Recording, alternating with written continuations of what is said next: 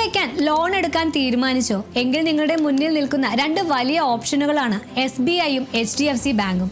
കുറഞ്ഞ പലിശയാണോ അതോ വേഗത്തിലുള്ള സർവീസ് ആണോ നിങ്ങൾക്ക് പ്രധാനം?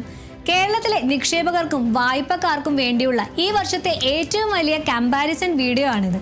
ഏത് ബാങ്ക് തിരഞ്ഞെടുത്താൽ നിങ്ങളുടെ ലക്ഷ്യങ്ങൾ ലാഭിക്കാം നമുക്ക് നോക്കാം. ആദ്യം നമുക്ക് കണക്കുകൾ നോക്കാം. SBIയുടെ പലിശ നിരക്ക് 7.50% മുതൽ 10.75% വരെയാണ്. HDFCയിൽ ഇത് 7.75% മുതൽ 13.20% വരെ പോകാം. ഇവിടെ SBI ഒരു കോസ്റ്റ് ലീഡറാണ്. അതായത് കുറഞ്ഞ ചിലവിൽ ലോൺ എടുക്കാൻ ആഗ്രഹിക്കുന്നവർക്ക് SBI ഒരു ബെസ്റ്റ് ചോയ്സ് ആണ്. പ്രോസസ്സിംഗ് ഫീസിന്റെ കാര്യമെടുത്താൽ SBIയിൽ ഇത് വളരെ കുറവാണ്. എന്നാൽ HDFCയിൽ ഇത് അല്പം കൂടുതലായിരിക്കാം. എന്നാൽ HDFCയുടെ പ്രത്യേകത സ്പീഡാണ്. ഡോക്യുമെന്റേഷൻ വളരെ വേഗത്തിൽ പൂർത്തിയാക്കി ലോൺ അനുവദിക്കാൻ അവർക്ക് പ്രത്യേക കഴിവുണ്ട്. ഇനി നിങ്ങളുടെ പ്രൊഫഷൻ അനുസരിച്ച് നോക്കാം. ഗവൺമെന്റ് ഉദ്യോഗസ്ഥരാണെങ്കിൽ നിങ്ങൾക്ക് കണ്ണടച്ച് SBI തിരഞ്ഞെടുക്കാം. SBI പ്രിവിലേജ് എന്ന സ്കീമിലൂടെ വിരമിച്ചതിന് ശേഷവും കുറഞ്ഞ EMI ലോൺ അടയ്ക്കാൻ അവർ അവസരം നൽകുന്നു.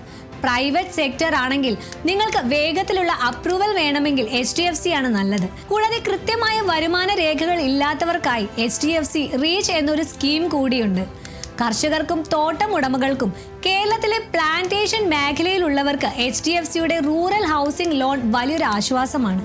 നമ്മുടെ കേരളത്തിലെ പ്രവാസികൾക്ക് രണ്ട് ബാങ്കുകളും NRI ഹോം ലോൺ നൽകുന്നുണ്ട്. HDFCയിൽ ഡോക്യുമെന്റേഷൻ കുറച്ചുകൂടി എളുപ്പമാണെന്ന് പല പ്രവാസികളും പറയാറുണ്ട്. എന്നാൽ പലിശ നിരക്കിൽ SBI ആണ് അല്പം കൂടി മുന്നിട്ട് നിൽക്കുന്നത്. ഇൻഷുറൻസിന്റെ കാര്യത്തിൽ SBI നിർബന്ധം പിടിക്കുമ്പോൾ HDFCയിൽ നിങ്ങൾക്ക് കുറച്ചുകൂടി ഫ്ലെക്സിബിലിറ്റി ലഭിക്കും.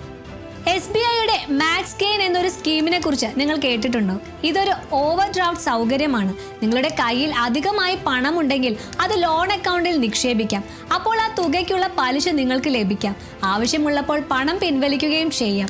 SBI തിരഞ്ഞെടുക്കുന്നവർ നിർബന്ധമായും അറിഞ്ഞിരിക്കേണ്ട ഒരു ടൂളാണിത്. ചുരുക്കത്തിൽ നിങ്ങൾ ഒരു സർക്കാർ ഉദ്യോഗസ്ഥനാണെങ്കിൽ അല്ലെങ്കിൽ ഏറ്റവും കുറഞ്ഞ EMI മതി എന്ന് നിർബന്ധമുണ്ടെങ്കിൽ SBI ആണ് ഉചിതം. എന്നാൽ നിങ്ങൾ ഒരു പ്രൈവറ്റ് കമ്പനിയിലെ ഉദ്യോഗസ്ഥനാണ്, വേഗത്തിൽ ലോൺ കിട്ടണം, ഡിജിറ്റൽ സർവീസ് വേണമെന്ന് ആഗ്രഹിക്കുന്നുണ്ടെങ്കിൽ HDFC തിരഞ്ഞെടുക്കാം. നിങ്ങൾ ലോൺ എടുക്കാൻ ആഗ്രഹിക്കുന്നുണ്ടെങ്കിൽ എത്ര തുകയ്ക്കാണ് അപേക്ഷിക്കുന്നത് എന്ന് താഴെ കമന്റ് ചെയ്യുക. ഈ വീഡിയോ ഇഷ്ടമായെങ്കിൽ ലൈക്ക് ചെയ്യാനും സബ്സ്ക്രൈബ് ചെയ്യാനും മറക്കല്ലേ.